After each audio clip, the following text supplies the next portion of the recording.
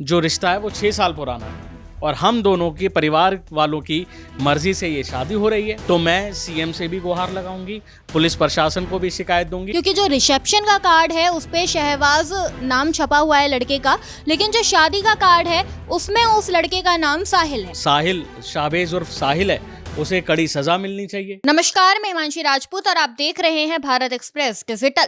मेरठ में आकांक्षा गौतम और शहबाज की शादी को लेकर लगातार घमासान मचा हुआ है। हिंदू संगठन साफ कह रहा है कि हम ये शादी नहीं होने देंगे क्योंकि ये लव जिहाद का मामला है। ऐसे में जो अब आकांक्षा गौतम है उनकी तरफ से बयान सामने आया है। उन्होंने कहा कि मैं सनातनी नहीं, मैं तो अम्बेडकरवादी हूँ। बस इसी मुद्दे पर हमारे साथ बातचीत करने के लिए हमारे सहयोगी है राशिद जी। तो चलिए इनसे बात करते हैं।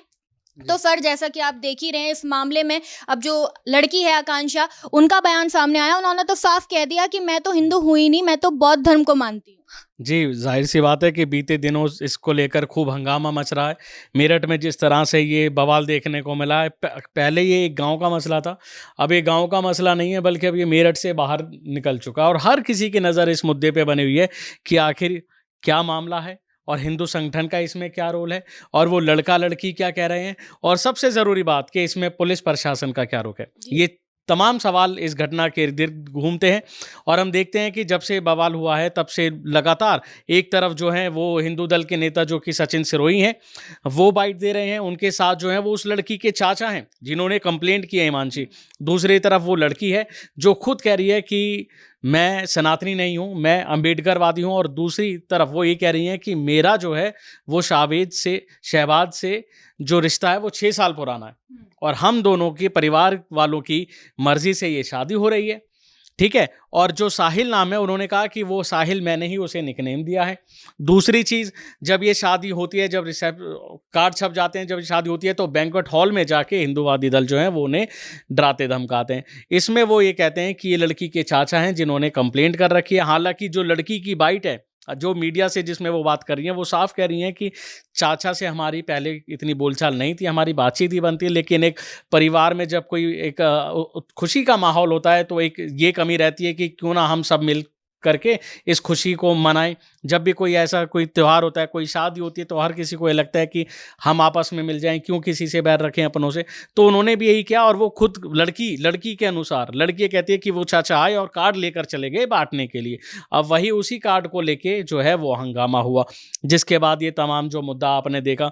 अब इसमें वो लड़की ये भी कह रही है कि अगर ये जो दल है, उन्होंने 4-5 नाम भी गिनाए हैं, अपने चाचा के समेत नाम गिनाया, और ये भी कहा है कि अगर इस मामले में कुछ नहीं होता, अगर ये दल मतलब मनमानी करेंगे, ऐसे बदमाशी करेंगे, तो मैं सीएम से भी गुहार लगाऊंगी, पुलिस प्रशासन को भी शिकायत दूंगी। और उन्होंने ये भी कहा कि मुझे उसी से शादी करनी है क्योंकि मेरी मर्जी से हो रही है, दोनों के परिवार राजी हैं। इस चीज़ को लेके हिमांशी जो है मामला गरमाया हुआ है। देखिए, जैसा कि आपने बताया कि लड़की ने ये बात कही है कि सीएम से गुहार लगाएंगे। सीएम से गुहार तो हिंदूवादी नेताओं ने भी लगाई है और वो साफ कह रहे हैं कि ये मामला लव जिहाद का है, क्योंकि जो रिसेप्शन का कार्ड है उस पे शहबाज नाम छपा हुआ है लड़के का, लेकिन जो शादी का कार्ड है उसमें उस लड़के का नाम साहिल है। ऐसे में हिंदू संगठन की तरफ से कहा जा रहा है कि ये नाम बदलकर एक तरीके से विवाह किया जा रहा है, और जो लड़की है, उनके जो पिता हैं, उनकी मृत्यु हो चुकी है, तो कहीं ना कहीं लड़की को दबाव में लिया गया है। देखिए, ये तो अगर लड़की को दबाव में लेके किया जा रहा है तो बेशक ये गलत मामला है, और जो साहिल, शाहबेज उर्फ साहिल है, उसे कड़ी सजा मिलनी चाहिए। अगर वो लड़की पर ऐसे जोर बना रहा है, दबाव बना रहा है, उसने बहला फुसला कर अगर किसी लड़की के साथ ऐसा किया है, तो कोई भी हो उसे सज़ा मिलनी चाहिए। लेकिन जब लड़की अगर राज़ी है, लड़का अगर राज़ी है और 6 साल से रिलेशन में, तो आपको लगता है कि उसने बहला फुसलाया होगा?